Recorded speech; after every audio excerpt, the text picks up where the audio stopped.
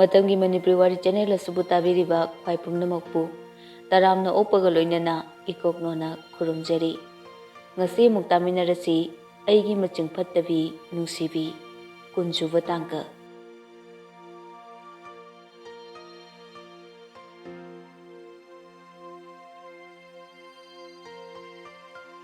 Machin manau anidu thongminarakpaduda ibechana hanglai hai nui ani bu kadaidano thongal da nei ma kuirakanu ko napagi cha amung nang loi ko hoi kuiroye risidi sanatombi ubada masado mathong maram khangjadre kharaga ikai thibaga ani du wa amata ngangna de lepaga tumin tumin leinei nungsi tombi di sindu ubada nokning man kharduna nokhi nokhi tawraga asumna harai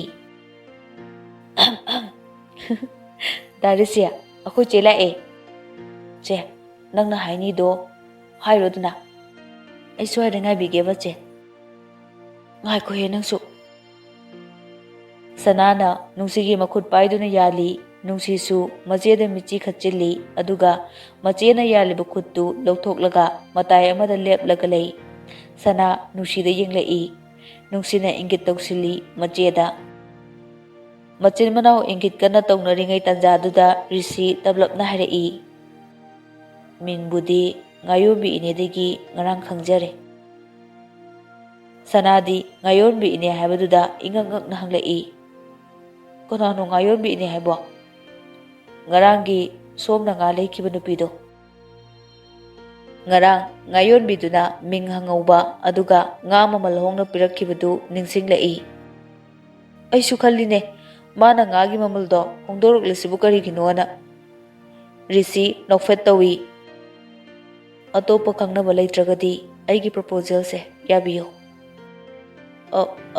kari kogdoino khangdreda kari hotnabirige o railway ki thabak tawre haitare hoji Guwahati da posting tari suti lakpa ngasi hapta muk phare risi gi pakom duda ina khunba sel paiba mi na haiba khangle sanatombi waro biroi khanjai aigi khangna chana basu leite adubu ai songi proposal se accept toba ngamjararo aigi songa thak yamna khenai songi ni haibada aise matik chajade atopa songa standard chanagadaba ma yengbiyo sana khenaba haibase miyoibana sembani aidi mapan thongki koyonggi ahenbado maduda thoina kalakjade pamjade asengba masak phajaba thamoiduta bu kalakjaba mine chimbalgi wahiga khutna tawthorokpaga khitangdi loine khetnai chimbal haisidi chimbal ne chimbal degi thoktaba leite phajaba nungsiba mi sungba hu chenba siningbu phawonba ngamba wahi khunimak chimbal degi loine tholai kaya ki oina pangtahanba ngamba wahi kaya amasu chimbal degi tholai ai chimbalgi wahi se kaya thajade matam mangan bigano ai songi na haibada lemde atopa kanagumba ama thibiyo aidi sanabu luhonglage haina fawba leplure tasengna ai nangbu hek ukiba mikuptudagi thamoina khoida jakre aibu nungsibibagi damaktadi hainingai leitana thagatjari adubu ai nangi damaktadi matik chaba khungloi ama oidre warobino ai changlage somso hanaba tawbiro nungsi chalasila o nungsi tombi risina nungaitana lefobadu handana yenglaga changki thamoigi apamba pakum panglani khanna lakhibu risi sehauda bidai panglaga mathwai nungaitana lehauki chiche nangmu ngaurubro nang atopa khangnaba mi leibasu nate nangbu aduk pamjaribadubu karigino nangna reject tawridubo mi angangsu natre pakhang sari sidaba nangsu khangi natro aiga tayamaga kamdongna kainakhi haba moigi family na imung sida kari hairakhiba ai ina khunba mise ki haba nang khangliba natro as tiche nupa kaise tayamagumba oina loina uradi yaroida magumba oina loina ui haba nati aidi ina khunba misingdagi lapna leiba pame tiche nungsi lao yare Kanadabadaba. Sana imungda prapap changlaglaga chak thongli. Ngasidi walang ingang khidre. Magi tawkom tokpa adumak tawraga lay. Nungsidi macheda mathwai nungai tre khangladuna nok naba phagi tawjai. Adubu haifetang chimbando lenglamlaga toki. Pung 8 makai tarakpagi radio pau lakli. Saksangduda mama macha mane makoi mari chak charingai matamni. Leikaigi miyai chanba nupi ama laten pairaga sanahanbibu unage haiduna lai. Kana leige? Inama sanahanbi. Haima, tababi, lao, saksangda leye, chak chariye. Oo, chak chanaramlidana. Hai, ngaiko, laisabi anya. Noi anigi maraktagi karambagino. Thongalda pakhang ama ngatsaidagi ayingbasida gari amaga lepaga leirise. Masaksu phanabu nungshirine. Karigino asuk kuina ngaihalaga thamlibasibo. Machin manau anidu amana amada yengnei aduga nungsina khumlai. Idomcha khangdiye khoidi karigi nupano harisibo. Oidaba ngangjanuda asi yongna ayingbasida ngairibase wa amade habi khodana. Sanahan bina amu tababiya nang lalakobu. Maruki selfie ke lakpane hayengdi ay inaw nupi khoida nganna chatlani thengnararoidaba adugine. Oo, kwasa ku leibane. Machin manau anidu chak chaba loibaga khuttu kompakta chupluppi aduga khonglei thuna tholai. Aina haidrache nupase nangbu yamna nusijaba malena. As lao yumdu chatlomta hairusi. Ayingma maraktuda garida ngatharaga leptuna lerambadu ubada Sanatombisu nungaitabudi phawi thamoida adubu mapan thongdadi uthokte thamoi kanbi sai. Nungsina prapap changchillaklaga hairei. Darisia nang ngasaidiga handribo. Hoi, noi chese mabuk yamna phatte. Minungsi chawbu yamna malaga. Sanatombi tapna hairei. Kaigino hauji phawu yum handribasibo. Apamba pakhom taningbagi lakhibane. Tahan bidri. Aduna taningbu pakhomdo taraga hange haiduna ngairibane. Kuina ngaibana hena nungaiba pau tai haine. Kayamuk yamna chumlabano haibado ngasidi yenglagena ngaijarambane. Sakri yamna tawbigano. Aigi pakhomdi ngasaina haijakre. Nanga iga thak yamna khetne. Noigi imungi mau oina aina leibado itik chate. Sana nangi hakchangda cheliba ido amubu machu oibra. Nungsidi ingangakna risida yengi wakhalda asumna khalai. Kaino na haisibo ibo amubu machu ga leijalane. Ani se laikhatpadiba othokna manakreda. Sanatombi risida yenglai. Risina nangi iduna mubro. Ha, nangna koide leibada matik jade haise. Nungsitombina kaino darisia isibu amubusu leinabra. Noi chedi muramdo male. Risi nofet tawna sanada yengi. Magi miyengdu nungsitombina uraduna machede kujina sei. Sanatombina ado chatnaba tawbiro thengle ayingbusida amuk naraniye. Narasuna sumlangini kaino. Sana tasengna kumpam lakfong khangdre risigi machindagi thoglakliba wahi singduda. Sanatombina sanglage yam insinglae. Ado yarba natro. Aigi pakhomdi pikre. Adugi pakhomdudi aigi apamba pakhom nate. Apamba pakhomdudi piba ngamlaroi. As je nang tumina leiro. Darisi yadraso aina ne yahalladabane. Aduga ne se sina chegi number ne. Sanatombi manau nupi dangang lai. Nungsiya nang haipa yamna sagano. Darisia akhoi chu changlage aina yardi jeche su yarabane chatlo ko. Je lao. Nungsitombi machebu chinglaga changki changlamdaida mamai laithoklaga sana risida yenglami. Nungsiya nangna haipa asuk yamna sarisibu kariginoba. Ha, phone number ga pithokladana nang ko nang. Chiche mase kamaina tawba mino di khangde. Adubu Chechebu nungsijabagi magi maithongda mami amadi tabu ui. Aduda nungaitaduna pibane. Ibema nang Chak charambagi koli wairim loisinminaraga machin manau anidu phamungda changlai. Nungshitombidu uithakre Sanatombidi tumba yadre ingkraba ahingdu humang kangbagum phaurai. Haukraba punsigi tangka khara memangduda sangsang urai. Sanatombi hairisibu aine sombu kana ai yaimigi mamane.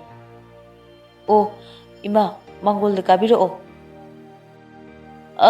Karaklaroi Pambala Ponate Ibema Ichadu Luhongnaba Haina Singnaba Loire Adubu Ibema na Pazin Badegi Ichado Haina Tanaba Yadrene Yaragadi Ichado Taduk Biro Ima Ai Tayamaga Pokona die Uire Aigi Enakta Lakidre Pakapigano Haigadaba Wasing do Hiram Daga Yaimagi Mamadu Chatkre Sanatombi Mangolgi ukoktuda ngaraga kapi tanjaduda Nungshitombi su college dagi hatu halai. Cice wa matam yura. Haima kapiro cice. Kapteda kaino hairo.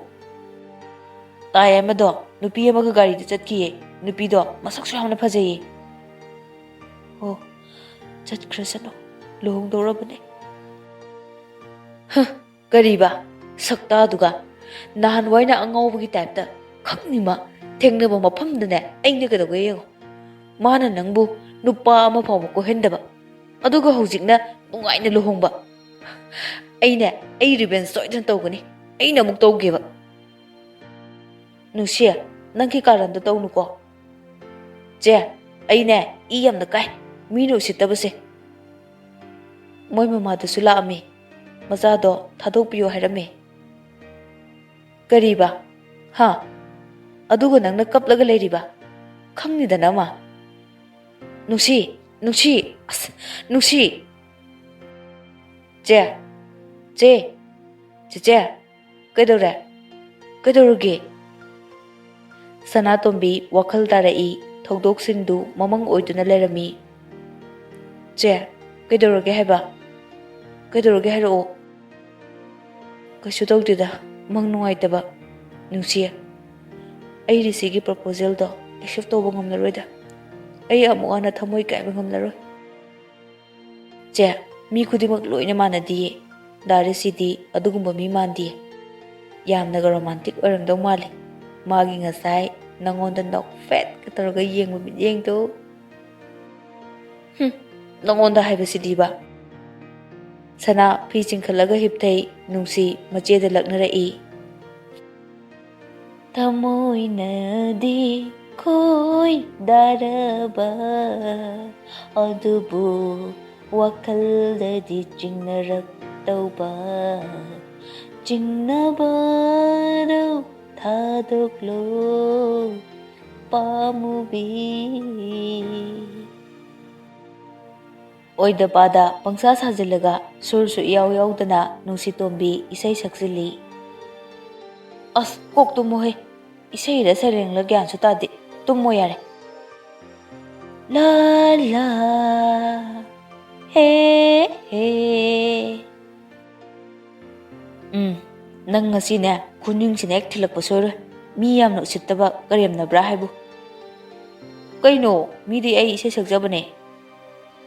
Taning dia nang gisai do Prabak tumo Hoy tume Somdana risisu adu mangai wakal monda yamna nungairi nofe tawraduna wakal mut kanna sagatli Mathangi numitni ayukni memcha machanupi panthoidu angang unabagi hospital da pukhatle pau pirakpadagi punsibaga nganna chatkre Mapa iboyaisu masa nungaite haiduna pariga punna mapalamda layeng bangarang chatkre yumda lehuriba haibabu angang aniduga thambal sanagani Nungshibi su ngasidi school suti laure aduga angang anidu school chakraba matungda panthogi manakta chatnaba haiduna firol langli Nungshibina Nene ay mu chatlukige hospital da Thamban Sanana Hoi hoi chaluro asoy angam yaudaba oirasanuko Nungthilgi matamni Nungsitombi angang tuition tawba lai Thambal Sanana Bema nang laabro lao nanggi angang anise ai kok loina ngawre amukta hainause Tamo chauba tamo macha noyani lamhen bro ha hayune Athoy bana hende aji bubukchana irucha habusu adum yai ahen bana aishu adum yai miss Goodbye yengo aine poralisibu karino Nungsitombi no control ani porai angang anidu asapotu ubada amada harauna yengnei Athoybadi ikairaga kubido chiklaga lei ahenbadi asapotu lawbu yanaba kadar torai Miss aidu homework ka loina tawthoke aduga asapotu chage ko hoi haibabu illaba asapose amuka leidoini lao lari tawthulasi lao Tuition tawba lorapage adwaida Thambal Sana su changlai Nungsitombi nang laidukse amuta kapiramo Misu amata leitre yumsida aisu sakum changba yadre Hoinine Ado nang yumda phone amta tawko horen amu pakhatnaniba Nungsitombi macheda phone tawi Sana tombina Adubu nang mamlagadi halapoti kamaina tawba Khangde sise moi namado laaga thillasu thillalake hoi pare Laigi dukat paloibaga chakumda chak thongli phone taropagi makhol ama tai haiduna Thambal Sana su mathakta kakhatki Mana he kakhatkibaga maisu mutki tanja chana punsibasu halai Nungsitombi magi phone do light halaga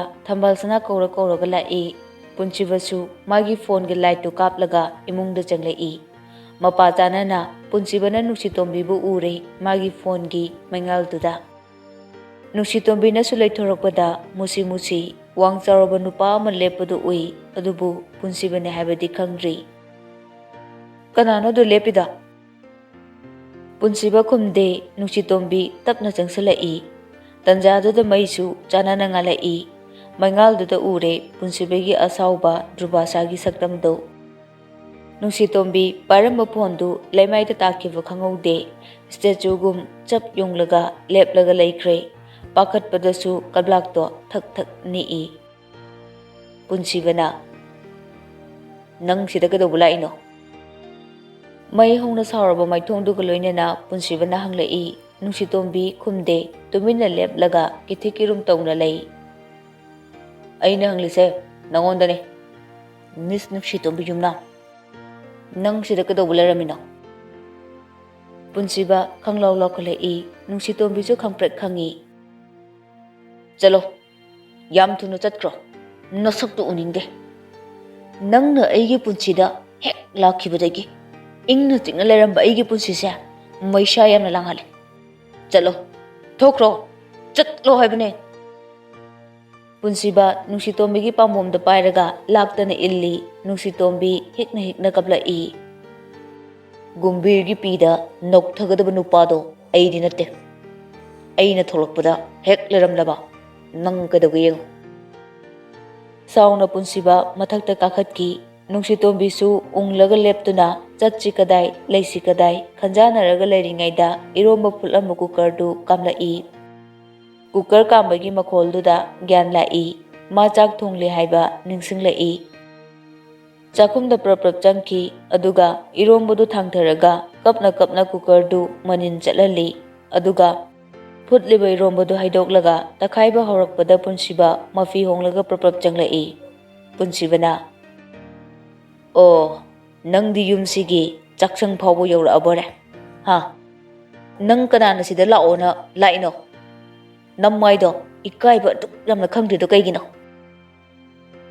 Amukasu Nungsitombi kudangdu pairaga laktana chingi aduga mapanda puthorakpada Thambal Sanana mathaktagi kumlakpaga mapa chanaduna thengnare Haima ibungo boy kaidore Nine kanana sigi nupise yumsida poraklino Mathong maram khangdaba mise yumda karigi changalino. Ibungo athoibaga ehenbagi ojani ne. Aisu chakum changba yadabaduda laidu kalanbane. Adamana chaksu thongdokpiramlage haidana thongdokpibane. Kaidoroge sibo. Nangdi akhoi imungi angang anisi natrabadi larik taknaba mi leitabra. Ha. Nangna asuk yamna aikhoida lakningi sibo kaigino. Punsiba amukasu lakhotli Nungsitombidi ikaibaga pakhatbaga pulle pina sumaido pumchot chotle. Punsibana khudangdo pairaga laktana puki mapanda. Thambal sanana hairabasu tade mapanda laktana inki aduga thongdo lonsinki. Thambal sanana Boy, nangna tawrisibu kaino mi ojani ne. Nine masigi nupise yengbada yamna chamba manbagi wane. Yamna tawngamba afawi nupine. Ma yumsida laanba yaro. Angangi oja aina haying purokane. Thambal sana punsibana haibaga tade thongdo hangtoklaga yengi adubu Nungsitombidi leramdre. Boy, nangna tawrisibu karino ha. Nupi masa adugi kari mara leibagino nangna mabu aduk tathina tawraga tanthokhribasibo. Amamba maraksida asuk lapa mafamduda laisabi machadu fattanungda thoklabadi kamdongni ha. Ibungo ainadi yumsida nangna aibu changjafam piduna nine haina kaukhiba numittudagi ngasi phawba nangse minungchi chawba thawjal heba misak amani khankhibani. Fana sauningba kaya leirabasu madumadi tofam thokte. Adugisu mathakta nangi narengna manabasu nate. Nanga yengnarabadi angangne. Nangna tawrise yamna chumdeko. Thambal sana sauraga mathakta angang ani leiridugi mathakta kakhatki punsiba amuksu khantaraklaga numidangsida haina khalai. Magi garigi sodu loruraga garido thawdurai. Somdana Nungshitombi hikna kaplaga amamba maraktuda cycle do thori. Dauna yadrisu cycle do Nungshitara male kongneto kanno unglabasu chatre. Kumtharaga cycle do induna lai yam sangna chalamdri okam yorokpada ngairi punsibana Nungshitombi manak yorokpada gari do magi mamangda thawjili Nungshitombi su khangboi lakpoi chap lepi. Punsiba gari degi kumlaklaga Nungshitombi mangda lepi aduga hairei. Gari da kakhalo. Nungshitombi khumde. Aina harise nangondane. Gari da kakhalo. Cycle do Nungshitara male. Asigi anakpasida insilamo. Nungshitombi wa amata khumde laithoklaga cycle do illi. Punsibana cycle do maningdagi pairaga phai. Anam yamna kalisi kaigiro. Aina harise nangondane. Gari de karo thuna nine do kapagle hore nangi phone chu hunto me se ayum da chatlage ai khamakano angang na namyam kangano gari de karo hadi karo dana nangi gari se aina tongwi do manbro ha nangi mita aise laidi oina urrobo hojik aina mi ta hana bulawdi nangsu aisu phajabham leiroi hanto yum chatke Nang dine kudang chida yanbane matik chabane. Asi haraga Nungshitombi bu kudang pairaga chingchilli ani do ngahaktang dimichanai Nungshitombi pukning nungsiboy kariboy kablai aduga punsibabu inthoi. Masi angang lam yamna heline. Na thawro hanto ai chatke hardi chatke dana. Nang boina kibido manbro ha ai nang kasukide. Punsiba gari gi thongdo fat hangtoi aduga Nungshitombi bu sukon kolaga gari do da hakki thongdo thingjalamlaga cycle do anakpada leiba gari workshop amada thalammi workshop tagi thoklakpaga gari do start tawi aduga mamai leiraga thauge tawbada Nungshitombi na hairei ayumda thilloi nine thilalo nang mi yam nusitabra ha aina yumda thillo ai chaklami sak to hana thiramo iromba takhai badu siloi silamo aduga nine thilalo Nungshitombi upai leitre kablai ani do ngangna yum yokchulakle yum yorokpadadi Nungshibisu laklaga leramle Nungsibina, boy, nangna tawrisibu kaino? Ha? Nangi problem sibu karinoba? Nungsitombibu ubadagi tumina laikre Nungshibi. Punsibasu wa amata haramdana mathakta magi kada kakhatkre. Nungsiya, nang saunuko, ngaiko. Nangbu boyga khanakhiba leibro. Nungsitombi thokiba mamangi wari singdu Nungsibidali adubu ahingdugi waridudi lithokte. Oh, nang oire, magi secretary nupi mo orame habado. Nungsibi mapi honglaga chak chaminari, Nungsitombidi chak icha chade. Nungsibina, Nungsiya, chasalo kadurge. Chaye nama. Punsiba Nungsitombidi yengi, aduga chak to chana ising class to thangkatuna thai. Punsibagi maongduda Nungsibi hairap chingnei, adubu Thambal sanagi paudumdugi matung innadi no ho faituni. Chak chaba thakpa loibaga imungi mi pulap punsibagi gari da tongi aduga Nungshitombibu mayumda thilli. Gari manungda Nungsibina Nungshitombibu themi. Nungsiya, inama yamna soikre. Nang saunuko, boyna haikibasingdo. Kaisu khande dainama. Machinda kaisu khande haijabagi wani, mittudi mapi ira cheli. Yum yauraduna Nungsibine Thambal sanane angang aniduga makoi puna garidagi kumtharaga changlai. Nungsitombigi mamana, oh, sira angang ani habado, changlo. Nungsibina, ine, ichanupido angang unabagi chatluba, akoi ninesu chakum changba hek yasilaktre habaduda Nungsibulai dukatlambadagi adum saksu thungdokpirame. Hoi, mi leitaba haibase yamna wabani kaisu kaideda. Adudi ine akoi amuk chatnaba tawrage. Punsibadi mapanda magi gari da ngairaga lei.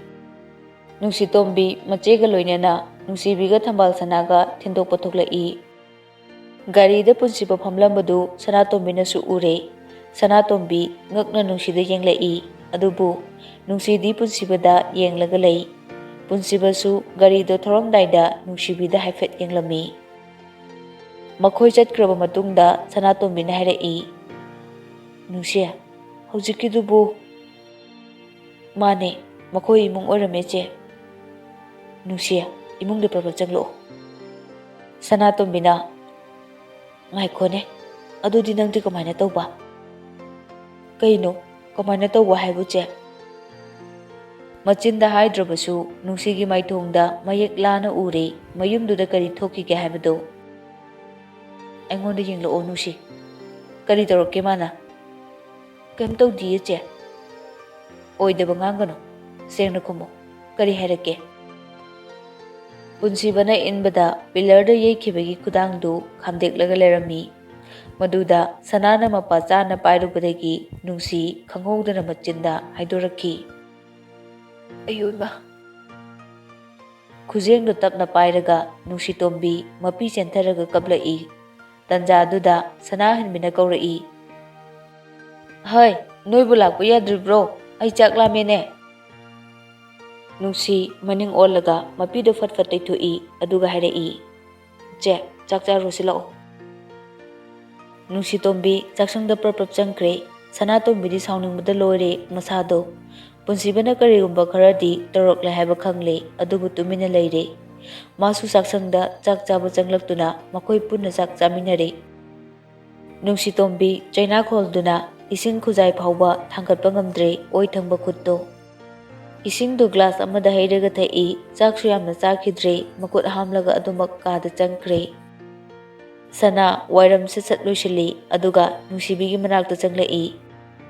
Machena wahang kaya hanglakani khanduna Nungsitombi namdana tumsinakre. Sana manaw nupigi maida tapna nalaga kappi aduga machinda tapna soli. Punsiba ning thauja.